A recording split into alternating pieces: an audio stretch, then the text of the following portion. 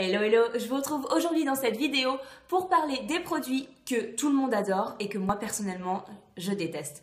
Voilà, donc c'est parti, on commence tout de suite. Le premier produit, c'est le Tattoo Liner de chez Kat Von D. Donc, quel est mon problème avec cet eyeliner? Tout simplement, c'est la quantité de produit ou alors le fait que le produit sèche, en fait. C'est très bizarre. Au bout peut-être de la troisième utilisation, on commence déjà à avoir l'impression que le produit est presque vide. Je trouve ça très bizarre, je comprends pas pourquoi. On commence déjà à avoir du mal à faire ces tracés parce que tout simplement, on a l'impression qu'il n'y a pas assez de produits qui sortent, qu'il n'y en a plus dans le tube. Et je pensais que c'était peut-être un produit défectueux, mais non, j'ai testé deux petits formats plus un grand. Donc je pense que cet eyeliner, je l'ai pas mal testé et clairement, à chaque fois, ça m'a fait la même chose. Si vous m'avez suivi sur Instagram, vous savez que j'ai un nouveau coloc et ce nouveau coloc a tendance à miauler assez régulièrement. Désolée pour le bruit derrière. Et voilà, cet eyeliner, en principe, j'ai rien à lui reprocher. La qualité du produit en lui-même à l'intérieur, la mine de l'eyeliner est super. Mais clairement, voilà, je comprends pas pourquoi, mais il se termine en 2 secondes. Donc pour le prix, clairement, non. Le deuxième produit que personnellement je n'aime pas du tout, et en plus il y a eu un énorme engouement autour d'eux, ce sont les Soft Matte Lip Cream de chez NYX. Ce sont donc des rouges à lèvres liquides avec une texture crème. Voilà, donc plutôt un petit format en fait, mais c'est pas ça qui me dérange. Donc ils ont tous des noms de villes, je trouve ça plutôt sympa. Les couleurs me tentaient vraiment bien. Comme vous le voyez, j'ai testé 3 couleurs différentes. J'ai testé un nude, un coloré et puis un plutôt foncé. Et dans tous les cas, aucune des 3 teintes ne m'a convaincue. Le rendu sur les lèvres, je le déteste. Je trouve que ce rouge à lèvres là marque toutes les petites ridules, toutes les petites sécheresses des lèvres, c'est affreux. Du coup, le rendu sur les lèvres, il est pas beau en fait, c'est pas joli. Ça lisse pas du tout, enfin moi je l'aime pas du tout. L'application elle est hyper difficile, il faut plusieurs couches pour que ce soit opaque, particulièrement le plus clair. Donc ça clairement merci mais non merci, ça a beau être pas cher, si ça ne fonctionne pas, moi c'est pas la peine quoi, hein, voilà. Je préfère avoir un seul produit plus cher que je trouve très joli plutôt que 15 produits pas chers que je n'aime pas. Voilà, clairement. Et en plus de ça, je trouve la tenue particulièrement mauvaise. J'ai même pas mangé, ça s'estompe hyper rapidement. Enfin, voilà. Clairement, rien ne me plaît dans ces rouges à lèvres. Ni la texture, ni la tenue, ni le rendu. Voilà, il n'y a rien qui va pour moi. Il y a d'autres rouges à lèvres de chez NYX que j'aime beaucoup. Je pense aux liquides suède qui, par contre, eux, m'ont tellement convaincu, que ce soit les métalliques ou les mats. Mais alors, clairement, les soft mattes, ceux-là, non. Si vous m'avez suivi sur Instagram, vous savez que j'ai fait une commande de pinceaux, les pinceaux de chez Morphe Brush. Clairement, j'avais tellement hâte de les tester. J'en ai entendu du bien par toutes les youtubeuses, particulièrement les youtubeuses américaines qui ne juraient que par eux, qui les trouvaient géniales, pas chères, top, nanana. Voilà, de vous en doutez, s'ils se retrouvent dans cette vidéo, c'est que moi je les ai pas aimés. J'ai été tellement déçue par ces pinceaux. Alors déjà, la première chose que j'ai à leur reprocher, c'est qu'ils ne sont pas doux du tout.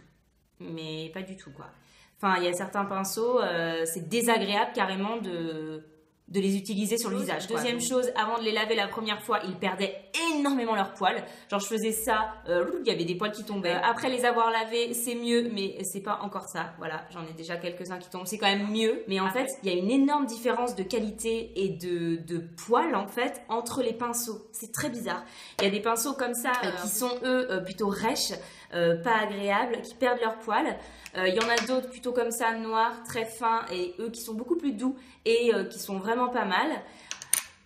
Il y a des pinceaux blancs comme ça qui alors eux sont horribles, voilà, comme ceux-là, c'est affreux. Limite ça m'irrite pas la paupière quand j'utilise, donc clairement non merci. Et il y a ces pinceaux-là, voilà, qui sont eux très très doux et qui marchent bien. Donc en fait dans ce set de 18 pinceaux, j'ai eu quelques bons pinceaux, et d'autres complètement affreux. Mais la différence de qualité dans le même set m'a vraiment surprise en fait. J'ai l'impression d'avoir des pinceaux de marques différentes limite. Concrètement. Alors j'ai payé ce set de 18 pinceaux 47 €. Donc c'est vraiment pas cher du tout pour des pinceaux, on est d'accord. Est-ce que j'aurais dû prendre une gamme au-dessus chez Morphe? Parce que je sais qu'ils font des sets un petit peu plus chers. À tester, peut-être que je réessayerai à l'occasion, pourquoi pas prendre un set quand même un peu plus cher pour voir s'ils ont des pinceaux de meilleure qualité. J'ai sûrement pris le bas de gamme, voilà. Voilà, donc à voir. En tous les cas, si vous avez l'occasion de les tester, n'hésitez pas à me dire dans les commentaires ce que vous en avez pensé. Clairement, j'espère voir des commentaires qui me disent « Mais non, moi j'ai adoré, t'es tombé sur le mauvais set !» Concrètement, parce que j'étais vraiment triste de ne pas aimer ces pinceaux. Je crois que nous allons devoir nous faire à l'idée que si on veut des bons pinceaux, il faut mettre un minimum le prix. Ensuite, je vais vous parler d'un vernis. Donc, c'est un vernis Ciaté, de la marque Ciaté. Je sais que beaucoup de personnes adorent ces vernis. Moi, concrètement, je vais pas dire que je les déteste. Il faut 2 couches pour avoir un minimum d'opacité sur les ongles et en plus de ça, la tenue est loin d'être fabuleuse. Clairement, je ne comprends pas l'engouement pour ces vernis. Alors après, je sais que moi, en vernis, je suis très difficile. Il y a pour l'instant une seule marque et un seul vernis qui m'a vraiment convaincue. J'ai testé des MAC, j'ai testé des OPI, les Ciaté. J'en ai testé pas mal et franchement, je trouve que dans tous les vernis, la tenue est loin d'être fameuse. Sur moi, je sais que la tenue, les seuls vernis qui tiennent réellement, ce sont les bourgeois. Mais je compte vous en reparler très très vite dans une prochaine vidéo, j'en dis pas plus.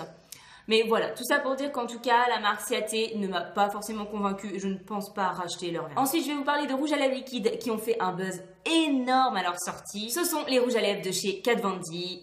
Voilà, ils sont bien ces rouges à lèvres, mais pour moi, ils sont loin de mériter le buzz qu'il y a autour d'eux. Concrètement, ils sont asséchants et en plus, la tenue est loin d'être la meilleure que j'ai pu tester. Donc voilà, dire qu'ils sont affreux, nuls, machin, non, c'est faux.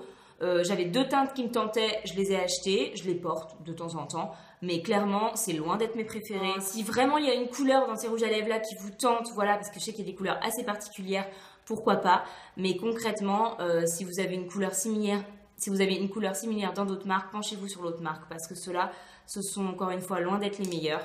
Voilà, je m'attendais, vu ce qu'on en disait, à des trucs de fou, nouveau rouge à lèvres liquide révolutionnaire, mais alors là, mais loin de là, je préfère largement les Lime Crime, les Huda, les MAC, enfin bref, il y en a beaucoup, j'adore.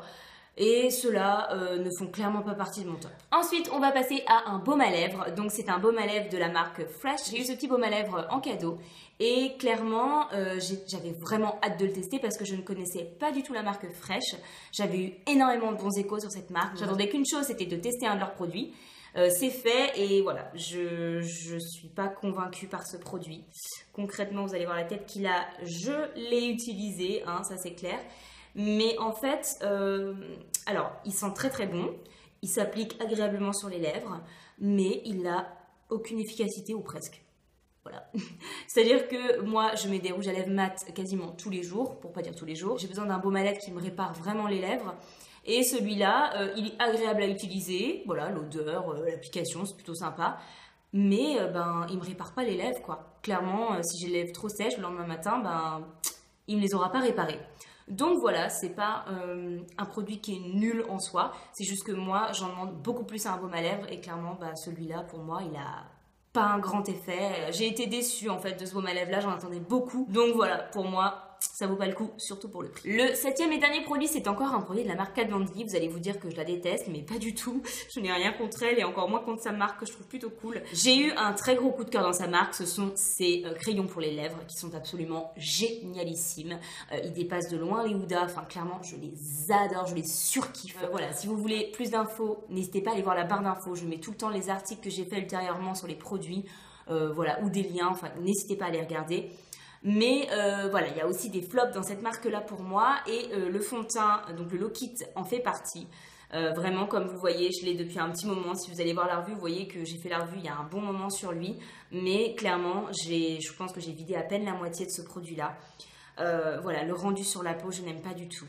Je sais pas comment expliquer en fait. Il se voit vraiment sur la peau.